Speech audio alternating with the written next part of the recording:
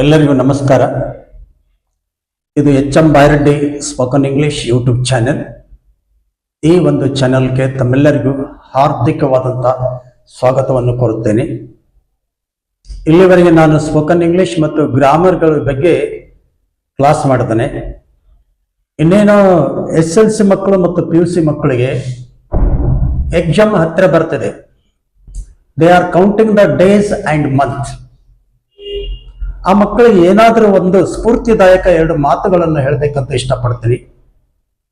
ಅವರಲ್ಲಿ ಆತ್ಮವಿಶ್ವಾಸ ಹೆಚ್ಚಿಗೆ ಆಗಲಿ ಅನ್ನುವ ದೃಷ್ಟಿಯಿಂದ ಈ ವಿಡಿಯೋ ಮಾಡ್ತಾ ಇದ್ದೀನಿ. ಈ ವಿಡಿಯೋನ ನೀವು ಸಂಪೂರ್ಣವಾಗಿ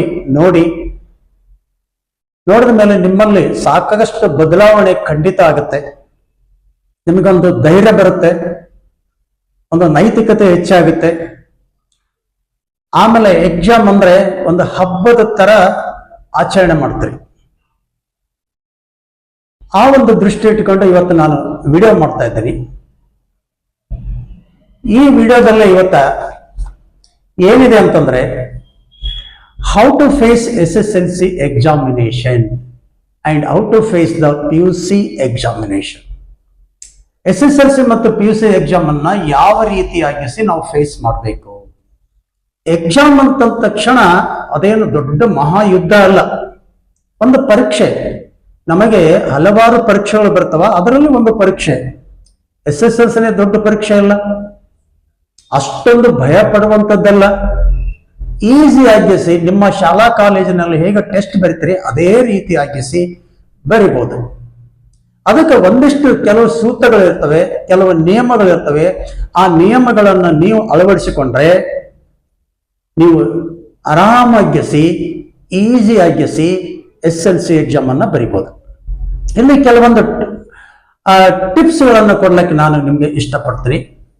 ಮೊದಲನೇದಾಗಿ ಬಿಫೋರ್ ಎಕ್ಸಾಮ್ಗಿಂತ ಮುಂಚೆ ಹೇಗೆ ಇಲ್ಲಿವರೆಗೂ ನೀವು ಜೂನ್ ಹಿಡ್ಕೊಂಡು ಸ್ಟಡಿ ಮಾಡ್ತಾ ಬಂದಿದ್ರಿ, ಯಾವ್ಯಾವ ಸಬ್ಜೆಕ್ಟ್ ಅನ್ನು ಎಷ್ಟಿಷ್ಟು ಓದ್ಬೇಕು ಅನ್ನೋದ್ರ ಬಗ್ಗೆ ಕೂಡ ನೀವು ಏನು ಎಲ್ಲಾನು ತಯಾರು ಮಾಡಿಕೊಂಡ್ರಿ. ಆ ನಂತರ ಏನ್ ಮಾಡಿದ್ರಿ ಅಂತಂದ್ರೆ ಆ ಸಬ್ಜೆಕ್ಟ್ ಅನ್ನ ಆಳವಾಗಿ ಅಭ್ಯಾಸ ಮಾಡಿದ್ರಿ. ಈಗ ಕೊನೆಯ ಹಂತ, ಇನ್ನೊಂದು ಕೆಲವೇ ದಿನಗಳು ಅಥವಾ ತಿಂಗಳಲ್ಲಿ ನೀವು ಎಕ್ಸಾಮ್ಗೆ ಅಪಿಯರ್ ಆಗ್ತೀರಿ. ನೀವು ನಿಮ್ಮ ಮನಸ್ಸಿನಲ್ಲಿ ಏನಿರಬೇಕು, ನಿಮ್ಗೊಂದು ಟೆಕ್ಸ್ಟ್ ಬುಕ್ ಇದೆ. ಆ ಟೆಕ್ಸ್ಟ್ ಬುಕ್ಕಿನಲ್ಲಿ ಏನಿದೆನೋ ಅದನ್ನ ಮಾತ್ರನೇ ಕೇಳ್ತಾರೆ, ಅದು ಬಿಟ್ಟು ಏನೂ ಇರಲ್ಲ. ನೀವು ಚೆನ್ನಾಗಿ ಟೆಕ್ಸ್ಟ್ ಬುಕ್ ಅನ್ನು ಇಲ್ಲಿವರೆಗೆ ಓದಿಕೊಂಡ್ರೆ ಅದೇ ಟೆಕ್ಸ್ಟ್ ಬುಕ್ ನಲ್ಲಿ ಇದ್ದಂತ ಕ್ವಶನ್ಗಳು ಬರ್ತವೆ. ಅದಕ್ಕೆ ತಕ್ಕ ಹಾಗೆ ನೀವು ಉತ್ತರ ಕೊಡ್ಬೇಕಾಗುತ್ತೆ. ಏನು ಭಯ ಪಡಬೇಕಾದಂತ ಅವಶ್ಯಕತೆ ಇಲ್ಲ. ಅಲ್ಲಿ ಏನ್ ಮಾಡ್ಬೇಕಾಗಿದೆ, ನೀವು ಈಗ ಒಂದು ತಿಂಗಳಿದೆಲ್ಲ ನೀವು ಒಂದು ಸ್ಟಡಿ ಪ್ಲಾನ್ ಮಾಡಿಕೊಡ್ರಿ. ನಾನು ಇಷ್ಟ ವರ್ಷ ಈ ಸಬ್ಜೆಕ್ಟ್ ಓದ್ಬೇಕು, ಸೈನ್ಸ್ಗೆ ಇಷ್ಟು ಟೈಮ್ ಕೊಡ್ಬೇಕು, ಮ್ಯಾಥ್ಸ್ಗೆ ಇಷ್ಟು ಟೈಮ್ ಕೊಡ್ಬೇಕು, ಇಂಗ್ಲಿಷ್ಗೆ ಇಷ್ಟು ಟೈಮ್ ಕೊಡ್ಬೇಕಂತ ನೀವೇ ಆದಂತ ನಿಮ್ಮದೇ ಆದಂತ ಒಂದು ಟೈಮ್ ಟೇಬಲ್ ಮಾಡಿಕೊಡ್ರಿ. ಆ ಟೈಮ್ ಟೇಬಲ್ಗೆ ಅನುಗುಣವಾಗಿ ನೀವು ಅಭ್ಯಾಸ ಮಾಡಿಕೊಡ್ರಿ. ಆಮೇಲೆ ಏನು ಹೆಚ್ಚಾಗಿ ಇತ್ತೀಚೆಗೆ ಸ್ಟೂಡೆಂಟ್ಸ್ ಏನ್ ಮಾಡ್ತಾರೆ, ಆ ಬಯಾಟ್ ಮಾಡ್ಲಕ್ಕೆ ಹೋಗ್ತಾರೆ. ಆ ಬಯಾಟ್ ಎಲ್ಲಿವರೆಗೂ ಬಯಾಟ್ ಮಾಡ್ಬೋದು ಅಂದ್ರೆ ಈ ಪ್ರೈಮರಿ ಸ್ಕೂಲ್ ಇರುತ್ತೆ, 1 to 7 ಇರುತ್ತೆ, ಅಲ್ಲಿವರೆಗೂ ನೀವು ಬಯಾಟ್ ಮಾಡ್ಬೋದು, ಬಯಾಟ್ ಮಾಡಿ ಬರಿಬಹುದು. ಬಟ್ ಈ ಹೈಸ್ಕೂಲ್ ಆದ ನಂತರ 8th ಸ್ಟ್ಯಾಂಡರ್ಡ್ ಹಿಡ್ಕೊಂಡು ಅಷ್ಟೊಂದು ಬಯಾಟ್ ಮಾಡಿ ಬರೆಯುವಂಥದ್ದು ಅವಶ್ಯಕತೆ ಇಲ್ಲ. ಆ ಸಬ್ಜೆಕ್ಟ್ ಅನ್ನ ನೀವು ಚೆನ್ನಾಗಿ ತಿಳ್ಕೋಬೇಕು, ಮನನ ಮಾಡ್ಕೋಬೇಕು. ಆ ಮನನ ಮಾಡ್ಕೊಂಡಿದ್ದನ್ನ ನಿಮ್ಮದೇ ಆದಂತಹ ಶಬ್ದದಲ್ಲಿ ಬರಿಬೇಕಾಗತ್ತೆ. ಅಲ್ಲಿ ಮಾಡ್ಕೋ ಅಷ್ಟ ಸಬ್ಜೆಕ್ಟ್ ಅನ್ನು ಓದ್ಕೊಂಡಿರ್ತೀವಿ. ಈ ಪ್ರಶ್ನೆಗೆ ಈ ಉತ್ತರ ನಾವು ಕೊಡ್ಬೇಕಂತೀವಿ. ಅದ್ರ ಸಲುವಾಗಿ ನಾವು ತಯಾರಿ ಮಾಡಿಕೊಂಡಿರ್ತೀವಿ. ಬರೀ ತಯಾರಿ ಮಾಡಿಕೊಂಡು ಅಷ್ಟೇ ಅಲ್ಲ, ಅದನ್ನ ಏನ್ ಮಾಡ್ಬೇಕು, ಪ್ರಾಕ್ಟೀಸ್ ರೈಟಿಂಗ್ ಅದನ್ನ ಬರಿಬೇಕು. ನಾವು ಅದನ್ನ ಬರಿಬೇಕು, ಬರೆದು ತೆಗಿಬೇಕು. ಈಗ ಒಂದು 5 ಮಾರ್ಕ್ಸಿಂದ 4 ಮಾರ್ಕ್ಸಿಂದ ಒಂದು ಕ್ವಶನ್ ಇತ್ತು ಅಂತ ತಿಳ್ಕೊಂಡ್ರೆ ಫಸ್ಟ್ ನಾವು ಅದನ್ನ ಚೆನ್ನಾಗಿ ತಿಳ್ಕೋಬೇಕು. ತಿಳ್ಕೊಂಡ ನಂತರ ಏನ್ ಮಾಡ್ಬೇಕು, ಅದನ್ನ ಏನ್ ಮಾಡ್ಬೇಕು, ನಾವು ರೈಟಿಂಗ್ ನಲ್ಲಿ ತರಬೇಕು. ರೈಟಿಂಗ್ ನಲ್ಲಿ ತಂದಾಗ ನಮಗೆ ಏನಾಗುತ್ತೆ, ನಾವು ಎಲ್ಲಿ ಮಿಸ್ಟೇಕ್ ಮಾಡ್ತೀವಿ ಅಂತ ಗೊತ್ತಾಗ್ತದೆ. ಆ ಮಿಸ್ಟೇಕ್ ಅನ್ನ ಕರೆಕ್ಷನ್ ಮಾಡ್ಕೊಂಡ್ಬಿಟ್ರೆ ನಮಗೆ ಅಲ್ಲಿ ಎಕ್ಸಾಮ್ ದಲ್ಲಿ ಎಷ್ಟು ಮಾರ್ಕ್ಸ್ ಬೇಕು ಅಷ್ಟು ಮಾರ್ಕ್ಸ್ ಸಿಗ್ತವೆ. ನೆಕ್ಸ್ಟ್ ಏನ್ ಮಾಡ್ತೀವಿ ಅಂತಂದ್ರೆ ಇದು ಒಂದೇ ಸಲ ಮಾಡಿ ಮುಗಿಸುವಂತದ್ದಲ್ಲ. ನಾವು ಪುನಃ ಏನ್ ಮಾಡ್ಬೇಕು, ರಿವಿಷನ್ ಮಾಡ್ಬೇಕು. ರಿವೈಸ್ ರೆಗ್ಯುಲರ್ಲಿ, ಅದಕ್ಕೆ ಏನಂತೀವಿ, ರಿವೈಸ್ ರೆಗ್ಯುಲರ್ಲಿ. ನಾವು ರೆಗ್ಯುಲರ್ ಆಗಿ ರಿವಿಷನ್ ಮಾಡ್ತಾ ಇರಬೇಕು, ಪದೇ ಪದೇ ಪದೇ ನೋಡ್ತಾ. ಇಲ್ಲಂದ್ರೆ ನಮ್ಗೆ ಬಹಳ ಜಲ್ದಿ ಮರ್ತೋಗ್ತೀವಿ. ಈ ಸೈನ್ಸ್ ಸಬ್ಜೆಕ್ಟ್ ಆಯ್ತು, ಸೋಷಿಯಲ್ ಆಯ್ತು, ಬಹಳ ಜಲ್ದಿ ಮರಿತೀವಿ ನಾವು ಇದನ್ನು. ಅದರಲ್ಲಿ ಫಾರ್ಮುಲಾಗಳು ಇರ್ತವೆ ಸೈನ್ಸ್ನಲ್ಲಿ, ಅವೆಲ್ಲವನ್ನು ನೆನ್ಪಿಡ್ಬೇಕಾಗತ್ತೆ. ಮ್ಯಾಥಮೆಟಿಕ್ಸ್ ಆಯ್ತು, ಇವೆಲ್ಲವನ್ನು ನಾವು ಏನ್ ಮಾಡ್ಬೇಕಾಗುತ್ತೆ, ಫಾರ್ಮುಲಾಗಳು ನೆನ್ಪಿಡ್ಬೇಕು. ಆಮೇಲೆ ಪ್ರಯೋಗಗಳಿದ್ರೆ ಪ್ರಯೋಗಗಳ ಬಗ್ಗೆ ನೋಡ್ಕೋಬೇಕು, ಸಮಾಜ ಆಗಿದ್ರೆ ಮ್ಯಾಪ್ಗಳ ಬಗ್ಗೆ ನೋಡ್ಕೋಬೇಕು. ಈ ತರ ನೋಡ್ಕೊಂಡ್ಬಿಟ್ರೆ ಆರಾಮಾಗಿ ನೀವು ಎಕ್ಸಾಮ್ದಲ್ಲಿ ನಿರ್ಭಯವಾಗಿ ಎಕ್ಸಾಮ್ ಬರೀಬಹುದು. ಆಮೇಲೆ ಏನಾಗುತ್ತಂದ್ರೆ ಇವೆಲ್ಲ ಆದ್ಮೇಲೆ ಇನ್ನೊಂದು the most important is your health. ನಾವು ಎಷ್ಟು ಓದಿದೀವಿ ಅದು ಮುಖ್ಯ ಅಲ್ಲ, ನಮ್ಮ ಆರೋಗ್ಯ ಎಷ್ಟು ಚೆನ್ನಾಗಿ ಇಟ್ಟುಕೊಂಡು ನಾವು ಓದ್ತಾ ಇದ್ವಿ ಅದು ಮ್ಯಾಟರ್ ಆಗುತ್ತೆ. ನಾವು ಆರೋಗ್ಯ ಕೆಡಿಸಿಕೊಂಡು ಓದೋ ಅವಶ್ಯಕತೆ ಇಲ್ಲ. ಯಾಕಂದ್ರೆ ನಾವು ಆರೋಗ್ಯನೇ ಇಂಪಾರ್ಟೆಂಟ್. ಆರೋಗ್ಯವೇ ಭಾಗ್ಯ ಅಂತ ಅಂತಾರೆ. ನಮಗೆ ಆರೋಗ್ಯ ಇರಬೇಕು. ಆರೋಗ್ಯ ಇದ್ದಾಗ ನಾವು ಏನಾದ್ರೂ ಸಾಧನೆ ಮಾಡ್ಲಿಕ್ಕೆ ಅನುಕೂಲ ಆಗುತ್ತೆ. ಅದ್ರ ಸಲುವಾಗಿ ಏನ್ ಮಾಡ್ಬೇಕು, ಟೇಕ್ ಹೆಲ್ದಿ ಫುಡ್. ಹೆಚ್ಚಾಗಿ ತರಕಾರಿ ಇದ್ದಂಥದ್ದು, ತರಕಾರಿಗಳು, ಹಣ್ಣುಗಳು ಇಂಥವನ್ನು ಸೇವನೆ ಮಾಡೋದ್ರಿಂದ ನಮ್ಮ ಆರೋಗ್ಯ ಏನಿರ್ತದೆ ಅಂತಂದ್ರೆ ಬಹಳ ಏನಾಗಿರುತ್ತೆ, ಒಳ್ಳೆ ಆರೋಗ್ಯ ನಮ್ಮಲ್ಲಿ ಇರ್ತದೆ. ಆಮೇಲೆ ಇದಂದ ಇನ್ನೊಂದು ಏನು, ನಿದ್ದೆಗಟ್ಟು ಓದ್ತಾರೆ. ಬಹಳಷ್ಟು ಸ್ಟೂಡೆಂಟ್ಸ್ ಕೇಳ್ತಿರ್ತೀವಿ, ನಾನು ಅಷ್ಟವರು ಓದಿದೆ, ನಾನು ಇವತ್ತು 2 ಗಂಟೆ ಮಲ್ಕೊಂಡಿದ್ದೀನಿ, ನಾನು ಇವತ್ತು 3 ಗಂಟೆ ಮಲ್ಕೊಂಡಿದ್ದೀನಿ ಅಂತ ಹೇಳ್ತಾರೆ. ಅದು ಕೂಡ ಶುದ್ಧ ತಪ್ಪು. ಆ ರೀತಿ ಕೂಡ ಮಾಡಬಾರ್ದು. ನಿದ್ದೆಗಟ್ಟು ಓದ್ಬಾರ್ದು. ಚೆನ್ನಾಗಿ ನಿದ್ದೆ ಮಾಡಬೇಕು, ಚೆನ್ನಾಗಿ ಊಟ ಮಾಡಬೇಕು, ಆಮೇಲೆ ಟೈಮ್ ಸರಿಯಾಗಿ ನೀರು ಕುಡಿಬೇಕು. ಆ ನಂತರ ಸುಮಾರು ವಿದ್ಯಾರ್ಥಿ at least you sleep one day 7 to 8 hours. 7 ರಿಂದ 8 ಗಂಟೆ ಸುಮಾರು ನಿದ್ದೆ ಮಾಡಲೇಬೇಕು. ನಿದ್ದೆ ಮಾಡಿದಾಗೆ ನಿಮ್ಗೆ ಏನಾಗುತ್ತೆ, ಫ್ರೆಶ್ ಆಗುತ್ತೆ, ಮತ್ತೆ ಓದೋದಕ್ಕೆ ಇಂಟ್ರೆಸ್ಟ್ ಬರುತ್ತೆ, ಬಹಳಷ್ಟು ಇಂಟ್ರೆಸ್ಟ್ ಬರುತ್ತೆ. ಇದೆಲ್ಲ ಏನಾಯ್ತು ಅಂತಂದ್ರೆ ಎಕ್ಸಾಮ್ದಲ್ಲಿ ಆಯ್ತು, ಎಕ್ಸಾಮ್ ಹೋಗೋದಕ್ಕಿಂತ ಮುಂಚೆ. ಆಮೇಲೆ ಎಕ್ಸಾಮ್ ಟೈಮ್ನಲ್ಲಿ ನೀವು ಏನ್ ಪರೀಕ್ಷಾ ಹಾಲ್ನಲ್ಲಿ ಇರ್ತಿರಲ್ಲ, ಅಲ್ಲಿ ಏನ್ ಮಾಡಬೇಕು, ಪರೀಕ್ಷಾ ಹಾಲ್ನಲ್ಲಿ ಏನ್ ಮಾಡಬೇಕು, ಡ್ಯೂರಿಂಗ್ ದ ಎಕ್ಸಾಮ್ ಹಾಲ್ ಏನ್ ಮಾಡಬೇಕು, ಅಲ್ಲಿ ಏನು ನಿಮ್ಗೆ ಕ್ವಶನ್ ಪೇಪರ್ ಕೊಡ್ತಾರೆ. ಆ ಕ್ವಶನ್ ಪೇಪರ್ ಕೊಟ್ಟ ಮೇಲೆ ನೀವು ಏನ್ ಮಾಡ್ಬೇಕು, read the question paper carefully. ಬಹಳ ಚಂದ ನೀಟಾಗಿ ಓದ್ಕೊಂತ ಹೋಗ್ಬೇಕು, ಬಹಳ ಕೇರ್ಫುಲ್ ಆಗಿ ಓದ್ಬೇಕು, ಗಡಿಬಿಡಿ ಮಾಡಬಾರ್ದು. Start with easy questions. ಎಲ್ಲ ಓದಿದ ಮೇಲೆ ಫಸ್ಟ್ ಹಿಡ್ಕೊಂಡು ಲಾಸ್ಟ್ ಕ್ವಶನ್ ವರೆಗೂ ನೀವು ಓದಿದ ಮೇಲೆ ನೀವು ಏನ್ ಮಾಡ್ಬೇಕಂದ್ರೆ ನಿಮಗೆ ಯಾವ್ದು ಈಸಿ ಅನ್ನಿಸ್ತದೆ ಫಸ್ಟ್ ಆ ಈಸಿ ಇದ್ದಂತ ಕ್ವಶನ್ಸ್ಗಳನ್ನು ಏನು ಅವಕ್ಕೆ ಉತ್ತರ ಬರೀಬೇಕು. ಆ ಎಂತ ಈಸಿ ಇದ್ದ ಕ್ವಶನ್ಗಳಿಗೆ ನೀವು ಉತ್ತರ ಬರಿತಾ ಹೋಗ್ಬೇಕು. ಆಮೇಲೆ ಮ್ಯಾನೇಜ್ ಟೈಮ್ ವೆಲ್. ಬರೇ ಬರೆಯೋದಷ್ಟೇ ಅಲ್ಲ, ನಮ್ಮ ಟೈಮ್ ಕೂಡ ಮ್ಯಾನೇಜ್ ಮಾಡಬೇಕು. ನೋಡಿ, ನೀವು ಬರಿತಾ ಹೋಗ್ತಿರ್ತೀರಿ, ನಿಮ್ಮ ಸಮಯ ಓದ್ದೆ ಗೊತ್ತಾಗಲ್ಲ. ಅವಾಗ ನೀವು ಏನ್ ಮಾಡ್ತಿರ್ಬೇಕಂದ್ರೆ ಸಮಯಕ್ಕೂ ಕೂಡ ಅಷ್ಟೇ ಮಹತ್ವ ಕೊಡಬೇಕು. ಅವಾಗ ನೀವು ಏನ್ ಮಾಡ್ಬೇಕು, ಪ್ರತಿಯೊಂದು ಕ್ವಶನ್ ಅನ್ನ ಡಿವೈಡ್ ಮಾಡ್ಬೇಕು. ನೀವು ಈ ಸಮಯ ಇಷ್ಟು ಸಮಯಕ್ಕೆ ಇದು ಬರಿಬೇಕು, ಇಷ್ಟು ಸಮಯಕ್ಕೆ ಇಷ್ಟು ಬರಿಬೇಕು ಅಂತ ಎಸಿ ನೀವೆಲ್ಲ ಸಮಯ ಮ್ಯಾನೇಜ್ಮೆಂಟ್ ಕೂಡ ಮಾಡ್ಬೇಕಾಗುತ್ತೆ. ಆಮೇಲೆ ನೆಕ್ಸ್ಟ್ ಅಂತಂದ್ರೆ ನಿಮ್ಮ ಹ್ಯಾಂಡ್ ರೈಟಿಂಗ್ ನೀಟ್ ಆಗಿರ್ಬೇಕು. ಯಾಕಂದ್ರೆ ನಿಮ್ಮ ಪೇಪರು ನಿಮ್ಮ ಶಿಕ್ಷಕರು ಏನು ವ್ಯಾಲ್ಯೂಯೇಷನ್ ಮಾಡ್ತಿರ್ತಾರೆ ಅವರಿಗೆ ಏನಾಗ್ಬೇಕಂದ್ರೆ ಖುಷಿ ಕೊಡ್ಬೇಕು ನಿಮ್ ಪೇಪರ್ ನೋಡಿದ ತಕ್ಷಣ. ಆ ರೀತಿಯಾದಂತ ನೀಟ್ ಹ್ಯಾಂಡ್ ರೈಟಿಂಗ್ ಮತ್ತು ಕ್ಲಿಯರ್ ಇರ್ಬೇಕು ಹ್ಯಾಂಡ್ ರೈಟಿಂಗ್, ಆ ತರ ಆಗಿರ್ಬೇಕು. ನೆಕ್ಸ್ಟ್ ಏನಂತಂದ್ರೆ ಈಗ ಏನಾಗ್ತದೆ ಅಂತಂದ್ರೆ ನೀವು ಒಂದಿಷ್ಟು ಕ್ವಶನ್ ಬಿಡಿಸ್ತಿದ್ರಿ, ಇನ್ನೊಂದಿಷ್ಟು ಕ್ವಶನ್ ಬರಲ್ಲ ಅಂತ ತಿಳ್ಕೊಳ್ರಿ. ಅವಾಗ ಏನಾದ್ರು ಭಯ ಪಡೋ ಅವಶ್ಯಕತೆ ಇಲ್ಲ. ಆ ಕ್ವಶನ್ ಬರಲಿಲ್ಲ, ನೆಕ್ಸ್ಟ್ ಕ್ವಶನ್ ಹೋಗ್ಬಿಡ್ರಿ, ನೆಕ್ಸ್ಟ್ ಕ್ವಶನ್ ಸಾಲ್ವ್ ಮಾಡಿಕೊಡ್ರಿ. ನೀವು ಎಷ್ಟು ಈಸಿಯಾಗಿ ಬರ್ತಾವ ಅವೆಲ್ಲ ಕ್ವಶನ್ಸ್ ಅನ್ನು ಒಂದು ರೌಂಡ್ ಮುಗಿಸ್ಬಿಡ್ರಿ. ಮುಗಿಸಿದ ಮೇಲೆ ಆಮೇಲೆ ನಿಮ್ಗೆ ಯಾವ ಹಾರ್ಡ್ ಅಂತ ಅನಿಸ್ತಿರ್ತದಲ್ಲ ಆ ಕ್ವಶನ್ ಕಡೆಗೆ ಸ್ವಲ್ಪ ಗಮನ ಕೊಡಲಿ. ಅವಾಗ ನಿಮಗೆ ಏನು ಹಾರ್ಡ್ ಅನಿಸ್ತಿರ್ತಾವ ಅವೇ ಈಸಿ ಆಗಿರ್ತಾವ, ಮತ್ತೆ ಬರ್ತದೆ. ಯಾಕೆ ಈ ಮಾತು ಹೇಳಕತ್ತೀನಿ ಅಂತಂದ್ರೆ ನೀವು ಯಾವಾಗ ಈಸಿ ಆದಂತ ಕ್ವಶನ್ ಬಿಡಿಸ್ಕೊಂತ ಹೋಗ್ತಿರ್ತಿರಲ್ಲ ಅವಾಗ ನಿಮ್ಮ ಹತ್ರ ಆತ್ಮವಿಶ್ವಾಸ ಹೆಚ್ಚಿಗೆ ಆಗ್ತದೆ.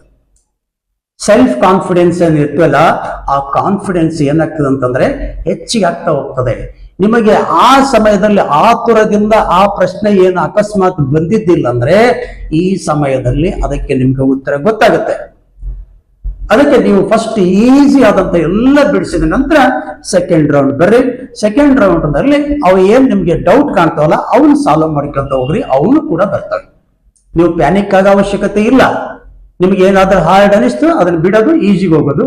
ಅದನ್ನ ಬಿಡಿಸಿದ ಮೇಲೆ ಎಲ್ಲ ಆದ್ಮೇಲೆ ಸೆಕೆಂಡ್ ರೌಂಡಿಗೆ ಅದನ್ನ ತಗೊಂಡ್ ಬರ್ಬೇಕು.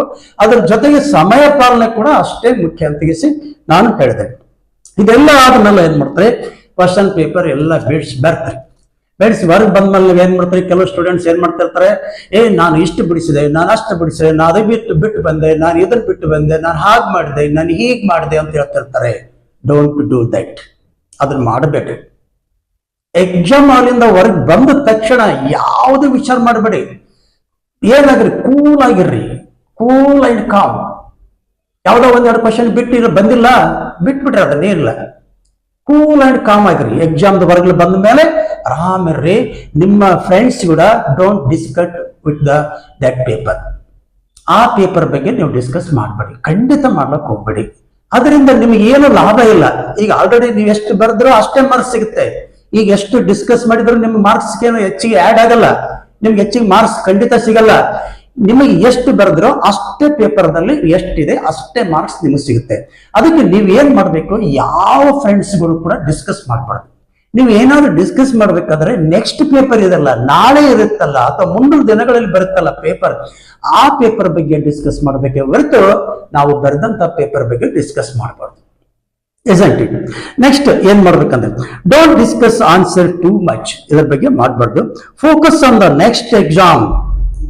ನೆಕ್ಸ್ಟ್ ಎಕ್ಸಾಮ್ ಏನಿದೆ ಅದ್ರ ಬಗ್ಗೆ ನಾವು ಫೋಕಸ್ ಮಾಡ್ತಾ ಇರಬೇಕು. ಅಂದ್ರೆ ಅದ್ರ ಬಗ್ಗೆ ಗಮನ ಕೊಡಬೇಕು. ಇವತ್ತು ಈ ಪೇಪರ್ ಆಗಿದೆ, ನಾಳೆಗೆ ಆ ಪೇಪರ್ ಇದೆ, ಆ ಪೇಪರ್ ಬಗ್ಗೆ ನಾವು ಹೆಚ್ಚಿಗೆ ಏನ್ ಮಾಡ್ಬೇಕು, ಗಮನ ಕೊಡಬೇಕು. ಈ ತರ ಗಮನ ಕೊಟ್ಟಾಗ ನಿಮಗೆ ಇವತ್ತು ಈ ಪೇಪರ್ ಏನ್ ಬರೆದ್ರಿ ಅದ್ರ ಬಗ್ಗೆ ಐಡಿಯಾ ಸಿಕ್ಕಿರುತ್ತೆ. ನೆಕ್ಸ್ಟ್ ಪೇಪರ್ ಬರೋತ್ತಿಗೆ ಇನ್ನೂ ನಿಮಗೆ ಏನಾಗುತ್ತೆ, ಇಂಟ್ರೆಸ್ಟ್ ಬರುತ್ತೆ. ನಾನು ಇನ್ನೂ ಈ ತರ ಓದ್ಬೇಕಾಗಿತ್ತು ಅನ್ನೋದ್ರ ಬಗ್ಗೆ ನಿಮಗೆ ಹೆಚ್ಚಿಗೆ ಮಾಹಿತಿ ಸಿಗ್ತದೆ. ಅವಾಗ ಏನ್ ಮಾಡ್ತಾರೆ, ನೆಕ್ಸ್ಟ್ ಪೇಪರ್ ಈಸಿಯಾಗಿ ಹೋಗುತ್ತೆ. ಸುಮ್ಮನೆ ಕಳೆದ ಪೇಪರ್ ಇಂದ ಏನ್ ಎಕ್ಸಾಮ್ ಬರೆದು ಬಂದಿರ್ತಾರಲ್ಲ ಅದೇ ಪೇಪರ್ ಡಿಸ್ಕಸ್ ಮಾಡಿದರೆ ನಿಮ್ಮ ಟೈಮ್ ವೇಸ್ಟ್, ಏನು ಎನರ್ಜಿ ವೇಸ್ಟ್, ಎಲ್ಲ ವೇಸ್ಟ್ ಆಗುತ್ತೆ. ಅದರಲ್ಲಿ ಯಾರೋ ಇನ್ನೊಬ್ರು ಏನಾದ್ರೂ ಬೇರೆ ಬೇರೆ ಮಾತಾಡ್ತಿರ್ತಾರೆ, ಅಲ್ಲಿ ನೆಗೆಟಿವಿಟಿ ಹೆಚ್ಚಾಗುತ್ತೆ ನಿಮ್ಗೆ. ಅದಕ್ಕೆ ಯಾರು ಕೂಡ ವಿಚಾರ ಮಾಡಬಾರ್ದು. ಎಕ್ಸಾಮ್ ಹಾಲ್ನಿಂದ ಹೊರಗೆ ಬಂದ್ಮೇಲೆ ಸೀದಾ ಮನೆಗೆ ಹೋಗ್ರಿ. ನೆಕ್ಸ್ಟ್ ಪೇಪರ್ ಏನಿದೆ ಅದ್ರ ಬಗ್ಗೆ ನೀವು ಸ್ಟಡಿ ಮಾಡಕ್ಕೆ ಕುಂತ್ಬಿಡಿ. ಆಮೇಲೆ ನಿಮ್ದು ಎಲ್ಲ ಪೇಪರ್ ಇದೇ ರೀತಿಯಾಗಿ ಎಲ್ಲ ಪೇಪರ್ ಬಿಡಿಸ್ಬಿಡ್ತೀರಿ. ಬಿಡಿಸಿ ಬಂದ ಮೇಲೆ ನಿಮ್ಗೆ ಎಲ್ಲಾ ಸಬ್ಜೆಕ್ಟ್ ಮುಗಿತೆ. ಎಲ್ಲಾ ಸಬ್ಜೆಕ್ಟ್ ಮುಗಿದ ಮೇಲೆ ಒಂದಿವ್ಸ ಕುಂತು ವಿಚಾರ ಮಾಡ್ತೀರಿ, ನನ್ಗಿಷ್ಟು ಮಾರ್ಕ್ಸ್ ಬರ್ಬೋದು, ನನ್ಗಿಷ್ಟು ಬರ್ಬೋದು, ಇಷ್ಟು ಬರ್ಬೋದು. ಅಕಸ್ಮಾತ್ ಯಾರಿಗಾದ್ರೂ ಕಡಿಮೆ ಬರುವಂತ ಮಾರ್ಕ್ಸ್ ಇತ್ತಂತ ತಿಳ್ಕೊಳ್ರಿ. ಇದ್ರೂ ಕೂಡ ನೀವು ಏನ್ ಮಾಡ್ಬೇಕು, SSLC is not an important. SSLC ದೊಡ್ಡ ಅಲ್ಲ ನಮ್ಗೆ. ಇನ್ನ ಇದು ಮೊದಲನೇ ಎಕ್ಸಾಮ್ ಅಷ್ಟೇ. ಇದು SSLC ಅನ್ನುವಂಥದ್ದು ಮೊದಲನೇ ಹಂತದ ಪರೀಕ್ಷೆ ನಮಗಿದು ಅಷ್ಟೇ. ಇದು ಈ ಪರೀಕ್ಷೆದಲ್ಲಿ ನಮಗೆ ಏನಾದ್ರೂ ಆಗಿದ್ರೆ, ಇನ್ ಕೇಸ್ ಅಕಸ್ಮಾತ್ ನಾವ್ ಏನಾದ್ರೂ ಫೇಲ್ ಆಗಿವಿ ಅಂತ ತಿಳ್ಕೊಳ್ರಿ, ಭಯ ಪಡೋ ಅವಶ್ಯಕತೆ ಇಲ್ಲ. ನೆಕ್ಸ್ಟ್ ಎಕ್ಸಾಮ್ ಇದೆ, ಅದನ್ನೇ ದೊಡ್ಡದಾಗಿ ವಿಚಾರ ಮಾಡ್ಲಕ್ ಹೋಗ್ಬೇಡ್ರಿ. ಇದು ಮೊದಲನೇ ಹಂತದ ಎಕ್ಸಾಮ್. ಇನ್ನೊಂದು ಎಕ್ಸಾಮ್ ಇದೆ ನಮ್ಗೆ, ಇನ್ನೊಂದು ಎಕ್ಸಾಮ್ ಇದೆ ಅಂತ ಪದೇ ಪದೇ ಎಕ್ಸಾಮ್ ಕಟ್ಟೋದು ಕೂಡ ಸರಿಯಲ್ಲ. ಆದರೆ ಒಂದು ತಪ್ಪು, ಒಂದು ಸೋಲಿನಿಂದ ನಮಗೆ ಹಲವಾರು ಪಾಠಗಳನ್ನು ಕಲಿಸ್ತದೆ. ಎಲ್ಲಿ ಸೋತೀವಿ, ಈ ಇದರಲ್ಲಿ ಎಲ್ಲಿ ಸೋತೀವಿ ಅನ್ನೋದ್ರ ಬಗ್ಗೆ ನಮಗೆ ಮಾಹಿತಿ ಸಿಗ್ತದೆ. ನಮಗೆ ಅದರಿಂದ ಒಂದು ಪಾಠ ಕಲಿತೀವಿ. ನೆಕ್ಸ್ಟ್ ನೀವೇ ಏನಾಗ್ತೀರಿ, ಸಕ್ಸಸ್ಸರ್ ಆಗ್ತೀರಿ. ಅದರ ಸಲಹೆ ಈಗ ಸೋಲು ಗೆಲುವು ಅನ್ನೋದು ಒಂದು ನಾಣ್ಯದ ಎರಡು ಮುಖಗಳಿದ್ದಾಗೆ. ಒಂದು ಏನ್ ಮಾಡ್ತೀವಿ ಅಂತೇಳಿ, ಒಂದು ಕಾಯಿನ್ ಮೇಲೆ ಹಾರಿಸ್ಬಿಟ್ರೆ ಅದು ಏನ್ ಬರ್ತದೆ, ಹೆಡ್ ಆಗಿ ಬೀಳ್ಬೋದು, ಟೇಲ್ ಆಗಿ ಕೂಡ ಬೀಳ್ಬೋದು. ಹೌದಾ? ಅದೇ ರೀತಿ ನಮ್ಮ ಎಕ್ಸಾಮ್ ಕೂಡ ಹಾಗೆ ಇರುತ್ತೆ. ನಾವು ಯಾವುದಕ್ಕೂ ಏನ್ ಮಾಡ್ಬಾರ್ದು, ಹೆಚ್ಚಿಗೆ ನಾವು ಸೀರಿಯಸ್ ಆಗಿ ತಗೋಬಾರ್ದು ಪೇಪರ್ ಆದ್ಮೇಲೆ. ಅದ್ರ ಸಲಹೆ ನಾವ್ ಏನ್ ಮಾಡ್ಬೇಕಂದ್ರೆ, ಕೂಲ್ ಆಗಿ ಕಾಮನ್ ಆಗಿ ವಿಚಾರ ಮಾಡಿ ನಮ್ಗೆ ಎಲ್ಲಿ ಮಾರ್ಕ್ಸ್ ಬರಬೇಕಾಗಿತ್ತು, ಎಲ್ಲಿ ಬಂದಿಲ್ಲ, ಅವೆಲ್ಲ ವಿಚಾರ ಮಾಡಿದ ಮೇಲೆ ನಮಗೆ ಒಂದು ಐಡಿಯಾ ಸಿಗುತ್ತೆ. ಆ ಐಡಿಯಾನ ಇಟ್ಟುಕೊಂಡು ನಾವು ಮುಂದಿನ ಎಕ್ಸಾಮ್ಗಳು ಪಾಸ್ ಮಾಡೋದ್ರಿಂದ ನೀವೇ ಸಕ್ಸಸ್ಸರ್ ಆಗುತ್ತೀರಿ, ನೀವೇ ಆ ಗೋಲ್ ಅನ್ನು ಮುಡ್ತೀರಿ. ಈ ತರ ನೀವು ಎಲ್ಲ ವಿದ್ಯಾರ್ಥಿಗಳು ನೀವು ಮಾಡ್ತೀರಿ ಅನ್ನುವಂತ ಭರವಸೆ ಕೂಡ ನನಗಿದೆ. ಯಾವುದೇ ಎಕ್ಸಾಮ್ ಅಂದ ಮೇಲೆ ಭಯ ಇಲ್ಲ, ನಿರ್ಭಯವಾಗಿ ಬರೀರಿ, ಆರಾಮಾಗಿ ಬರೀರಿ. ಸೋಲು ಗೆಲುವು ಎರಡನ್ನ ಎಕ್ಸೆಪ್ಟ್ ಮಾಡಿಕೊಡ್ರಿ ಅಂತ ಒಂದೇ ಸಲ ನಾವು ಪದೇ ಪದೇ ಗೆಲ್ತಾ ಹೋದ್ರೂ ಕೂಡ ಸ್ವಾರಸ್ಯ ಇರಲ್ಲ. ಮನುಷ್ಯ ಒಂದು ಸಲ ಸೋತ್ರೆ ಅವನಿಗೆ ಹಲವಾರು ಅದು ಪಾಠ ಕಲಿಸ್ತದೆ. ಆ ಪಾಠದಿಂದ ನಾವು ಎಚ್ಚೆತ್ತುಕೊಂಡು ಮತ್ತೊಂದು ಗೋಲಿಗೆ ಹೋಗ್ತೀವಿ, ಮತ್ತೆ ನಾವು ರೀಚ್ ಆಗ್ತೀವಿ. ನಾವು ಖಂಡಿತ ಒಂದಿಲ್ಲ ಒಂದು ದಿನ ಸಕ್ಸಸ್ ಖಂಡಿತ ಆಗ್ತೀವಿ.